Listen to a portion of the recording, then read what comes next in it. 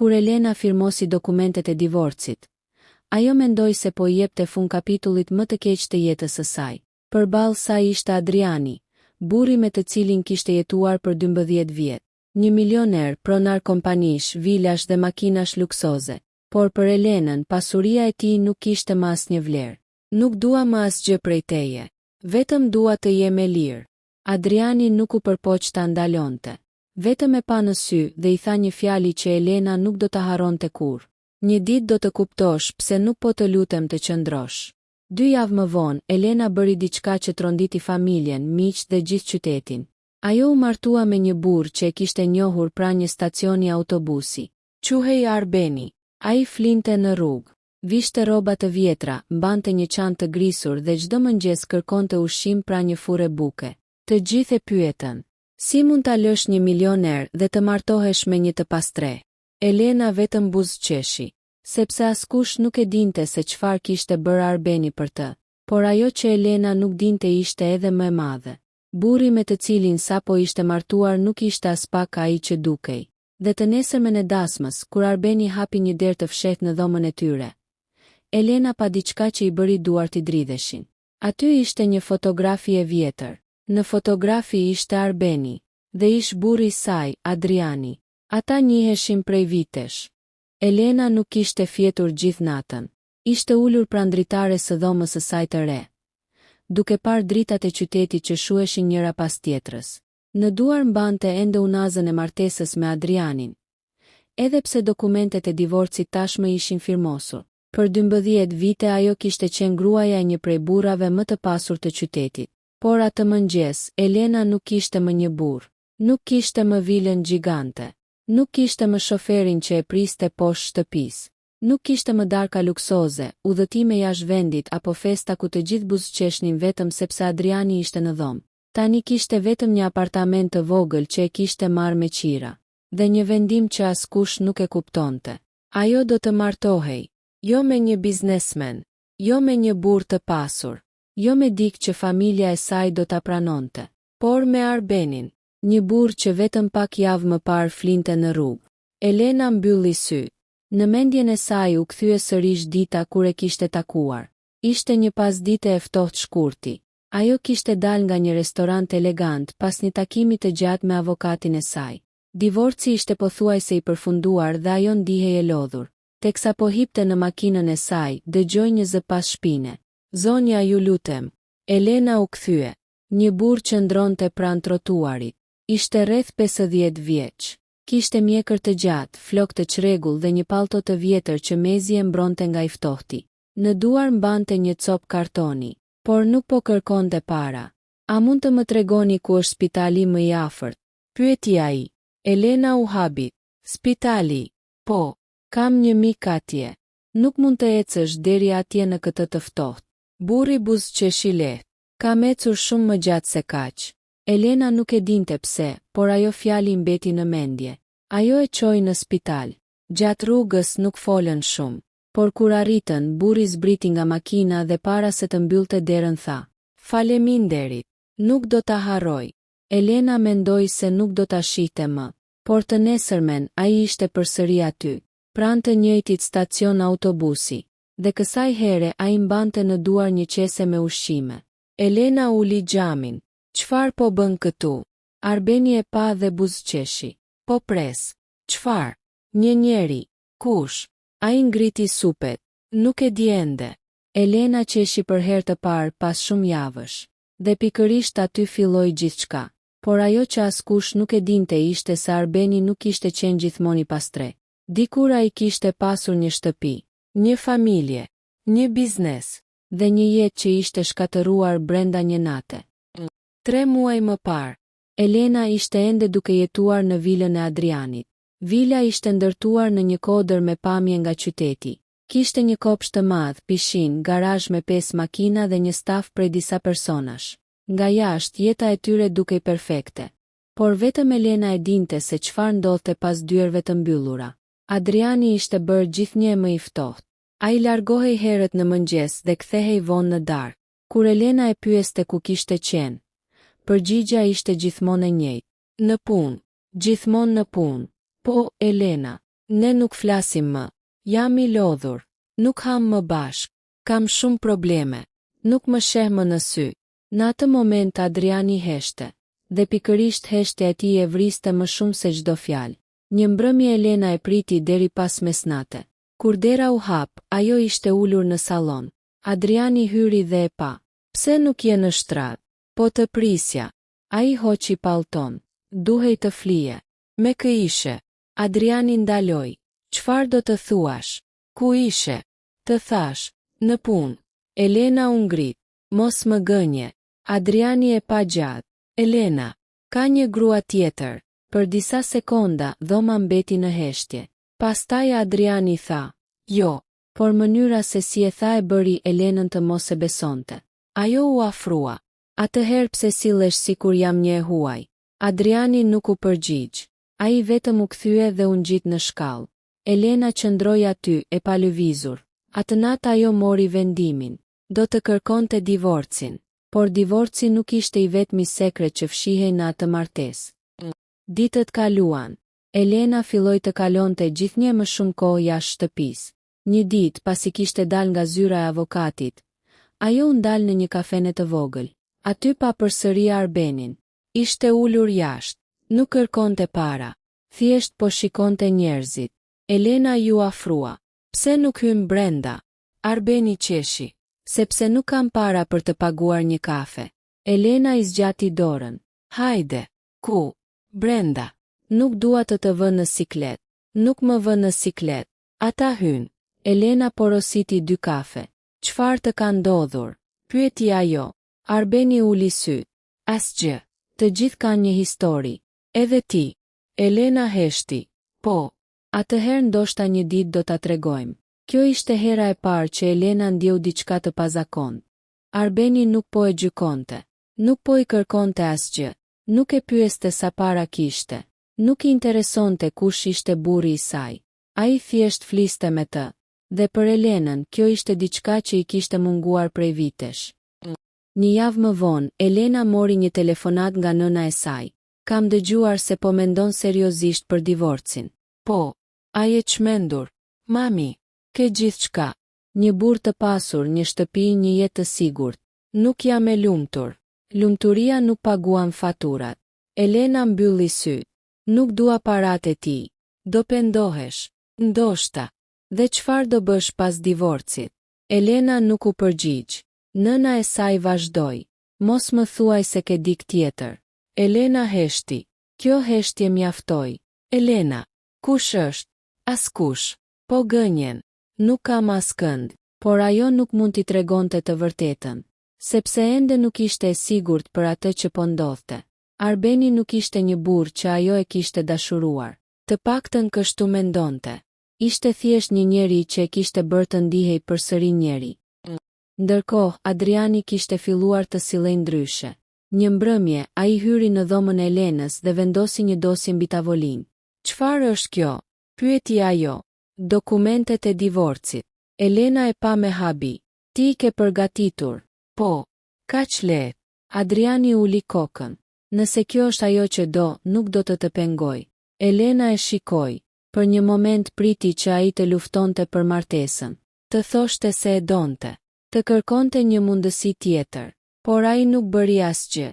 Vetëm tha. Firmosi. Elena mori stilolapsin. Por para se të firmoste, pyeti.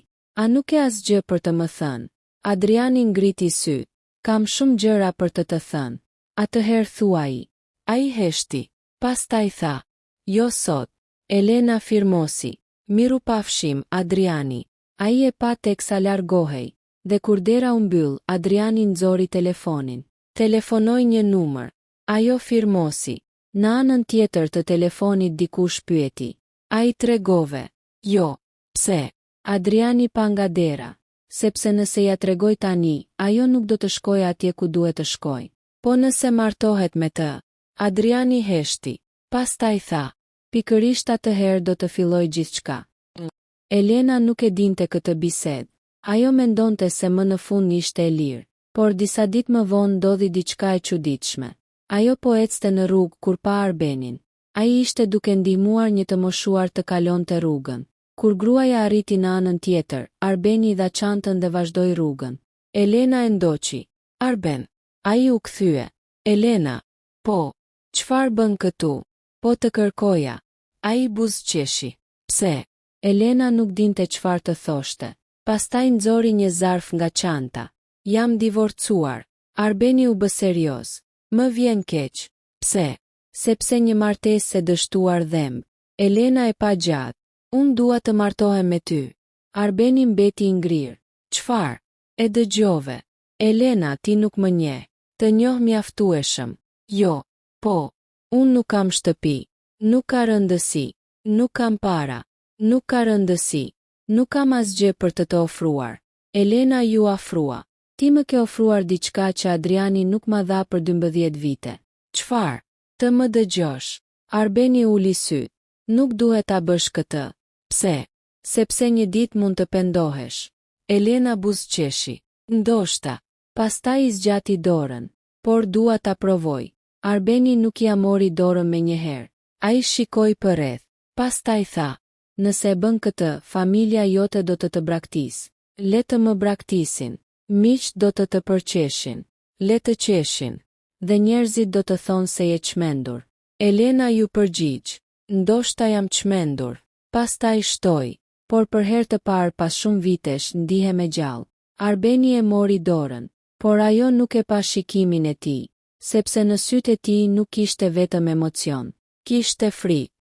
Dasma u bë vetëm 2 javë më vonë. Ishte një ceremoni e vogël. Pa luks. Pa fotograf. Pa të ftuar të pasur. Elena kishte veshur një fustan të thjeshtë të bardhë. Arbeni kishte veshur një kostum që ja kishte bler Elena. Kur u shfaqën para priftit, disa njerëz në sallë nisën të pëshpërisnin. Ajo ishte gruaja e një milioneri. Dhe tani po martohet me një të pastre. Duhet të jetë çmendur. Elena nuk I dëgjoi. Ajo shikonte vetëm Arbenin. Kur ceremonia përfundoi, ai I dha një puthje të lehtë në ball. Je e sigurt? Po. Edhe tani.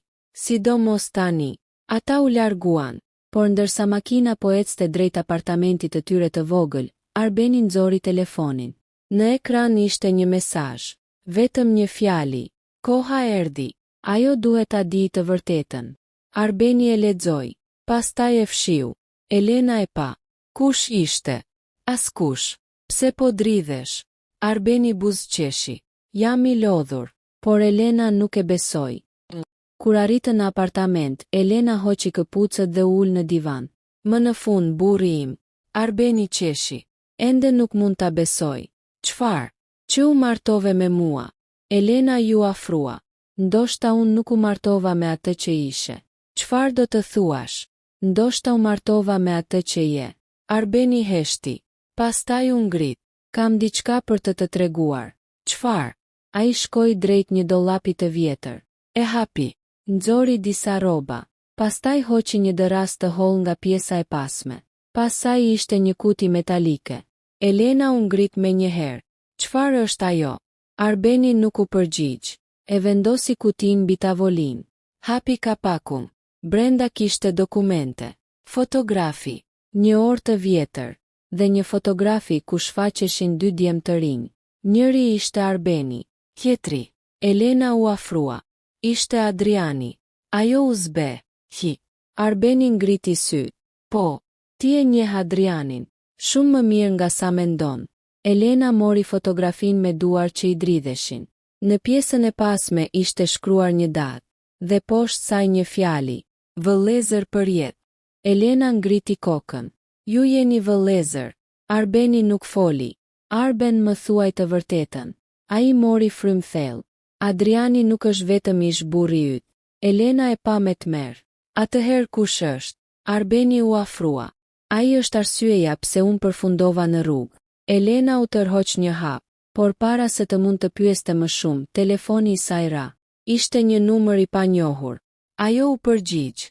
Alo. Një zë mashkullor tha. Elena, mos I beso burrit që ke në shtëpi. Ajo u ngrir. Kush jeni? Nëse do të dish të vërtetën për Adrianin dhe Arbenin, shko nesër në orën 10 te magazina e vjetër në periferi. Kush jeni? Telefonata u ndërpre. Elena pa Arbenin. Ai kishte dëgjuar gjithçka. Kush ishte? Pyeti ai. Elena nuk u përgjigj, sepse në atë moment kuptoi diçka. Ajo kishte menduar se po largohej nga një martesë e keqe. Kishte menduar se po fillonte një jetë të re. Por tani dukej sikur divorci, martesa e dytë dhe takimi me Arbenin ishin të gjitha pjesë e të njëjtit plan. Dhe pyetja më e frikshme ishte, kush e kishte planifikuar? Në atë moment Arbeni mori telefonin nga dora e saj. Lexoi numrin dhe fytyra ju ndryshua. Çfarë ka? Pyeti Elena. Arbeni nuk u përgjigj. Arben, ai ngriti syt. Ky numër. Çfarë? Është numri i Adrianit. Elena mbeti pa fjalë, por Arbeni shtoi diçka që e bëri edhe më të frikshme. Dhe Adriani ka vdekur prej 3 vitesh. Elena qëndroi e palëvizur. Telefoni i dridhej në dorë, ndërsa fjalët e Arbenit i jehonin në kokë. Adriani ka vdekur prej 3 vitesh. Po, përsëriti Arbeni. Elena e pa me mosbesim. Kjo është e pamundur. Unë sapo u divorcova prej tij. Arbeni nuk foli. Elena filloi të qeshte nervozisht. Ti po më thua se burri me të cilin isha e martuar për 12 vite nuk ekziston. Nuk të thash këtë. Atëherë çfarë po më thua? Arbeni mori frymë thellë. Të thash se Adriani që ti njeh ka vdekur. Dhe kush ishte burri që firmosi dokumentet e divorcit? Arbeni uli syt. Nuk ishte Adriani. Elena ndjeu sikur toka ju largua nën këmbë. Kush ishte atëherë? Arbeni nuk u përgjigj. Kush ishte? Bërtiti Elena. Ai u afrua drejt dritares dhe mbylli perdet. Para se të tregoj gjithçka, duhet të më premtojsh diçka. Çfarë? Nëse nesër të them të largohesh nga unë, do të largohesh. Elena e pa gjatë. Pse? Sepse njerëzit që janë përfshirë në këtë histori nuk ndalen para asgjëje. A je duke më kërcënuar? Jo, po përpiqem të shpëtoj. Në atë moment Elena dëgjoi një zhurmë jashtë. Të dy u kthyen nga dritarja. Një makinë e zezë ishte ndalur përballë pallatit. Fenerët ishin të fikur. Kush është? Pyeti Elena. Arbeni u afrua ngadalë. Mos lëviz. Ai shikoi nga dritarja. Makina qëndroi aty për rreth 1 minutë. Pastaj u largua. Elena mori frymë. A e njeh? Po. Kush ishte? Arbeni heshti. Njerëz të Adrianit. Të nesërmen në mëngjes, Elena nuk kishte fjetur. Ajo kishte kaluar gjithë natën duke parë dokumente që Arbeni i kishte nxjerrë nga kutia. Kishte fotografi të Adrianit, por jo vetëm të tij. Në disa fotografi ishte edhe Arbeni. Në disa të tjera, 2 burra të rinj që Elena nuk i njihte. Dhe në një fotografi të vjetër ishte një ndërtesë e madhe me një tabelë. Kompania Drita Group. Elena e njihte atë emër. Ishte kompania e parë që Adriani kishte krijuar, por kishte diçka që nuk e kishte ditur kurrë. Në dokumentet e vjetra, si bashkëpronar nuk ishte vetëm Adriani. Ishte edhe Arbeni. Ti ke qenë bashkëpronar i kompanisë së Adrianit. Arbeni po përgatiste kafen. Po. Atëherë pse ishe në rrugë? Ai heshti. Sepse më morën gjithçka. Kush? Vëllai im. Elena u ngrit. Adriani. Arbeni uli filxhanin. Jo. Dikush tjetër. Kush? Ende nuk është koha. Elena humbi durimin. Ti më ke futur në një histori që nuk e kuptoj. Më the se ishe i pastre, por ke pasur kompani. Më the se nuk ishe para, por ke qenë bashkëpronari një perandorie. Dhe tani më thua se ish burri im ka vdekur prej 3 vitesh. Arbeni e pa në sy, sepse nëse do ta dije të vërtetën që në fillim, nuk do të më afroheshe. Ndoshta jo. Pikërisht. Elena u kthye. Dua të shkoj te magazina. Jo. Do shkoj. Elena nuk është e sigurt. Unë nuk kam asgjë për të humbur. Arbeni heshti. Pastaj mori pallton. Atëherë do të vi me ty. Magazina ndodhej në një zonë industriale të braktisur. Rreth saj kishte ndërtesa të vjetra, rrugë pothuajse bosh dhe magazina të mbyllura. Kur Elena dhe Arbeni mbërritën, ora ishte 09:57. Jemi herët, tha Elena. Arbeni nuk u përgjigj. Ai po shikonte përreth. Çfarë kërkon? Njerëz. Nuk ka askënd. Pikërisht kjo më shqetëson. Ora shkoi 10:00. Asgjë. 10:05. Përsëri asgjë. 10:10. Elena filloi të humbiste durimin. Ndoshta ishte një mashtrim. Papritur dera e magazinës u hap. Një burr i moshuar doli nga errësira. Elena, ajo u kthye. Po. Burri pa Arbenin. Dhe fytyra ju zbe. Arbeni u afrua. Kush je? Burri u tërhoq. Mendova se kishe vdekur. Shumë njerëz menduan kështu. Elena e pa. Çfarë dini për Adrianin? Burri uli kokën. Hyni brenda. Ata hyn. Brenda kishte vetëm një tavolinë, disa karrige dhe një projektor të vjetër. Burri vendosi një dosje mbi tavolinë. Quhemi Ilir. Çfarë lidhjeje ke me Adrianin? Pyeti Elena. Iliri u ul. Kam punuar për të për 20 vite. Për Adrianin. Për Adrianin e vërtet. Elena ngriti vetullat. Çfarë do të thot kjo? Iliri hapi dosjen. Nxori një fotografi.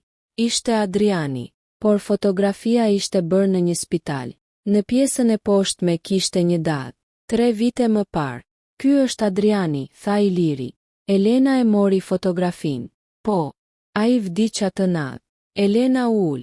Atëherë kush ishte burri me të cilin u martova? Iliri e pa Arbenin. Dikush që ka përdorur identitetin e tij. Arbeni heshti. Kush? Iliri nxori një dokument tjetër. Ky. Elena e lexoi. Emri ishte Leonard Kodra. Kush është ky? Pyeti ajo. Iliri nuk u përgjigj menjëherë. Pastaj tha. Njeriu që shkatërroi familjen e Arbenit. Arbeni u ngrit. Mjaft. Jo, tha Iliri. Ka ardhur koha. Arbeni e pa me zemërim. Ti nuk e di çfarë po bën. E di shumë mirë. Iliri ju kthye Elenës. Burri me të cilin ti u martove nuk është Leonard Kodra. Elena u hutua. Atëherë kush është? Iliri u kthye nga Arbeni. Pyete atë. Elena e pa. Arben. Ai mbylli syt. Unë jam Arbeni. Atëherë pse më the për Leonardin? Sepse Leonard Kodra është emri i njeriu që po kërkojmë. Pse? Arbeni u afrua. Sepse ai vrau Adrianin. Elena u ngrir. Çfarë? Adriani nuk vdiq natyrshëm. Iliri ndërhyri. Ai u vra. Elena ndjeu një të ftohtë në trup. Dhe ti e dije. Arbeni nuk u përgjigj. Ti e dije. Po. Pse nuk më the? Sepse ti nuk duhej të përfshiheshe. Por tani jam gruaja jote. Arbeni uli kokën. Pikërisht kjo është arsyeja pse jam i friksuar. Në atë moment u dëgjua një zhurmë jashtë. Iliri u ngrit. Dikush po vjen. Arbeni fikën dritat. Të tre qëndruan në heshtje. Hapat u dëgjuan pranë derës. 1, 2, 3. Pastaj dera u hap me forcë. 2 burra hyn. Arbeni e kapi Elenën nga krahu dhe tërhoqi pas një muri. Njëri prej burrave bërtiti. Kërkojeni. Ata filluan të kontrollonin magazinën. Iliri i bëri shenjë Arbenit. Arbeni kuptoi. Ai mori Elenën dhe u nisën drejt një dere të pasme. Por një nga burrat i pa. Atje. Filloi vrapimi. Elena nuk kuptonte asgjë. Arbeni e tërhoqi drejt një makine të vjetër. Hyr. Çfarë po ndodh? Hyr. Makina u nis me shpejtësi. Pas tyre 2 makina të zeza u vunë në ndjekje. Elena shikonte nga pas. Kush janë ata? Njerëz që nuk duan që ti të mësosh të vërtetën. Po çfarë të vërtete? Arbeni nuk foli. Ai i dha makinës përmes rrugëve të ngushta. Pas rreth 20 minutash humbën ndjekësit. Më në fund daluan. Elena doli nga makina. Mjaft. Arbeni e pa. Elena. Dua përgjigje. Ai heshti. Pse më zgjodhe mua? Arbeni u step. Çfarë? Ti e dije kush isha. E dije që isha gruaja e Adrianit. E dije për divorcin. E dije gjithçka. Po. Atëherë pse u afrove? Arbeni uli kokën. Sepse në fillim të përdora. Elena mbeti pa fjalë. Çfarë? Doja të afrohesha me ty për të zbuluar se çfarë dinte Adriani para se të vdiste. Lotët i mbushën syt Elenës. Pra martesa jon ishte një gënjeshtër. Në fillim po. Dhe tani. Arbeni e pa. Tani jo. Elena u kthye. Nuk të besoj. Ajo filloi të largohej.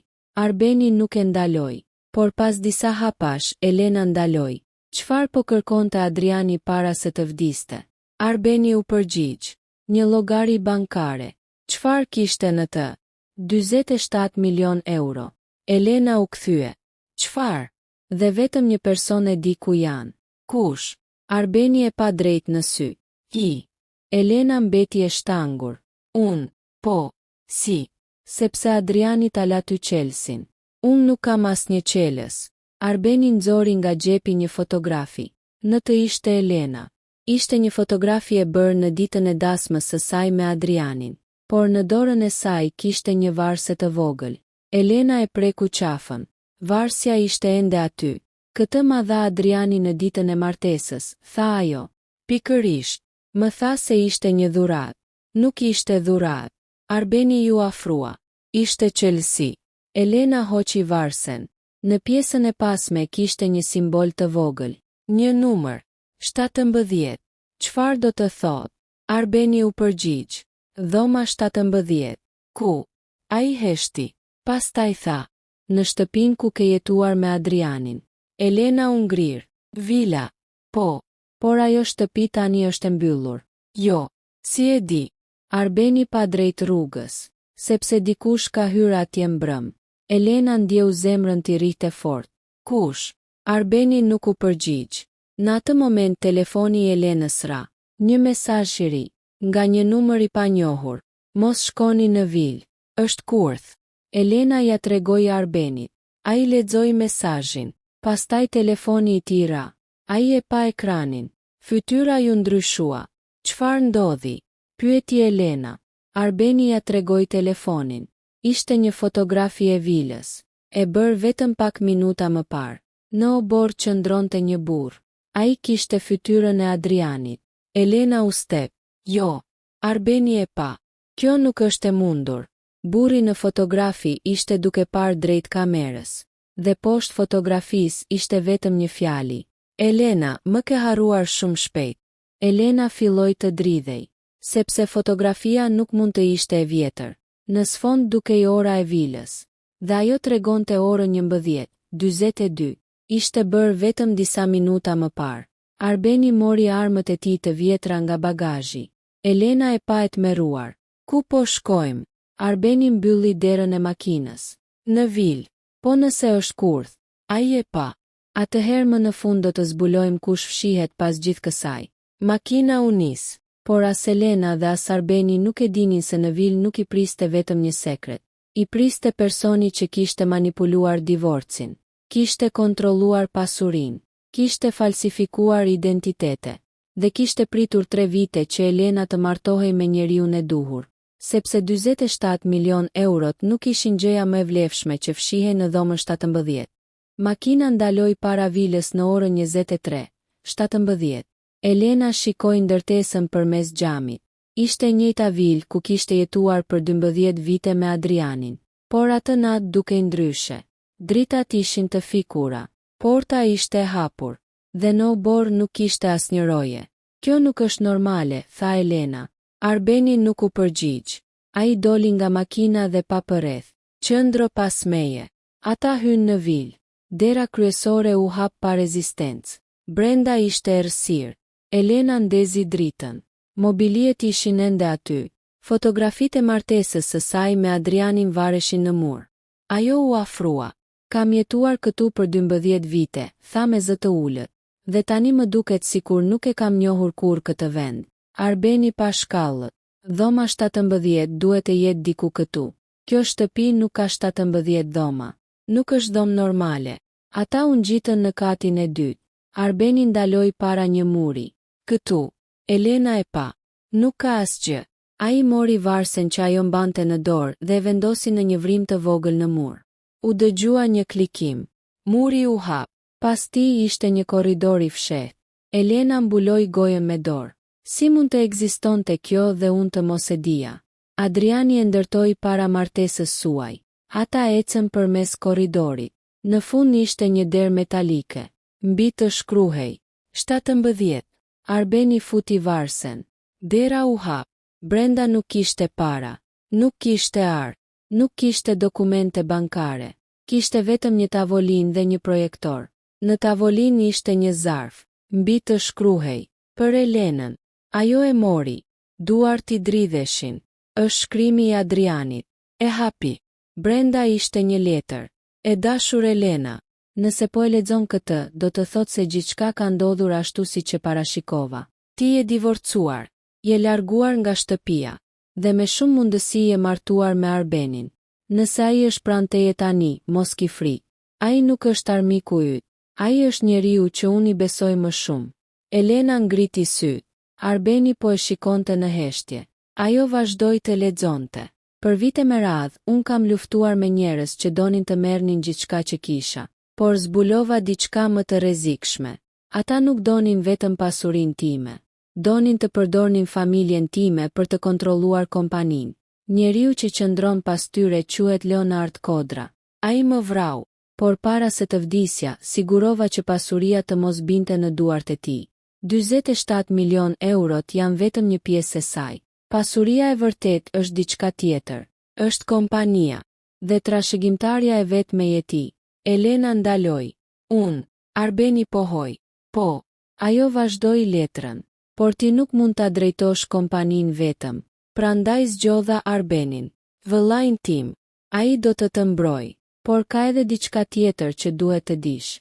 Njeriu që ke njohur si burrin tënd përpara divorcit nuk ishte unë. Ishte Leonard. Ai përdori identitetin tim për vite me radhë. Nëse ai të kërkoi divorcin, ishte sepse donte që ti të humbisje çdo të drejtë mbi pasurinë. Por plani i tij dështoi, sepse ti tashmë ke firmosur dokumentet e duhura. Mos i beso asnjë dokumenti që mban emrin tim pas datës së vdekjes. Dhe mbi të gjitha, mos e lër Arbenin vetëm. Elena uli letrën. Lotët i rridhnin në fytyrë. Pra burri me të cilin u divorcoja nuk ishte Adriani. Jo, ai ishte Leonard. Po, dhe unë u martova me ty sepse Adriani e kishte planifikuar. Arbeni uli kokën.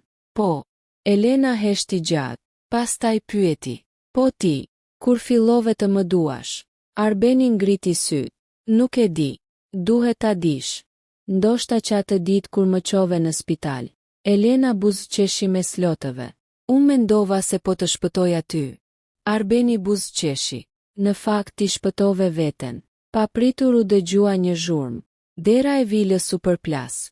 Arbeni u kthye. Erdhën. Kush? Ai nuk u përgjigj. Nga korridori u dëgjuan hapa. Pastaj një zë. Elena. Ajo e njohu. Ishte zëri i burrit që ajo kishte menduar se ishte Adriani, por tani e dinte emrin e tij të vërtet. Leonard. Arbeni mbylli derën e dhomës së fshehtë. Qëndro këtu.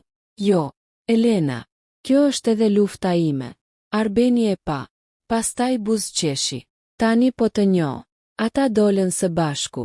Në sallonin e vilës qëndronte Leonard, i veshur me të njëjtin kostum që kishte veshur në ditën e divorcit, por tani fytyra e tij nuk kishte më maskën e burrit të qetë. Elena, tha ai, më në fund, ti vrave Adrianin. Leonard buzëqeshi. Adriani bëri gabimin të më besonte dhe përdore identitetin e tij. Për 3 vite. Pse? Për parat. Arbeni doli përpara. Mbaroi. Leonard qeshi. Ti ende mendon se mund të më ndalosh? Po. Leonard nxori një armë. Elena bërtiti. Por para se ai të mund të bënte diçka, dritat u ndezën. Në derë u shfaqën policët. Leonard u kthye. Çfarë? Arbeni kishte regjistruar gjithçka. Bisedën, pranimin e krimit, emrat, dokumentet, gjithçka.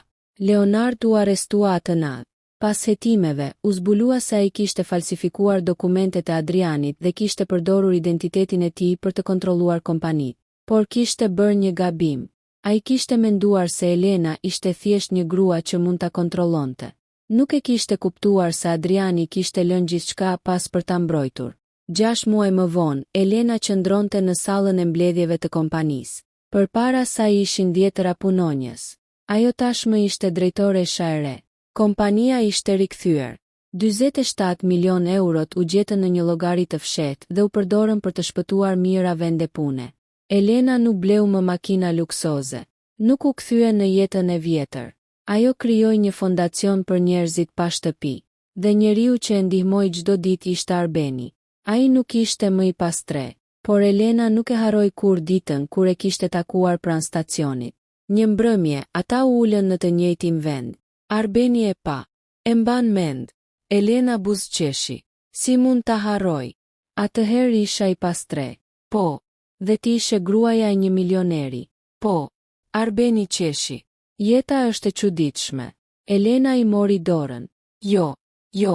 Ndonjëherë duhet të humbasësh gjithçka që ke për të kuptuar atë që të duhet vërtet. Arbeni e puthi në ballë. Dhe për herë të parë, Elena nuk mendoi për paratë. As për Adrianin, as për Leonardin. Ajo mendoi vetëm për një gjë. Se burri që të gjithë e kishin quajtur të pastre, ishte bërë njeriu që i kishte dhënë asaj shtëpinë që nuk e kishte pasur kurrë. Një shtëpi jo prej muresh, por prej besimit. Dhe kështu, gruaja që u divorcua nga një milioner dhe u martua me një të pastre, zbuloi të vërtetën më të madhe të jetës së saj. Pasuria mund të japë gjithçka që dëshiron, por vetëm dashuria e sinqertë mund të tregojë se çfarë të duhet vërtet.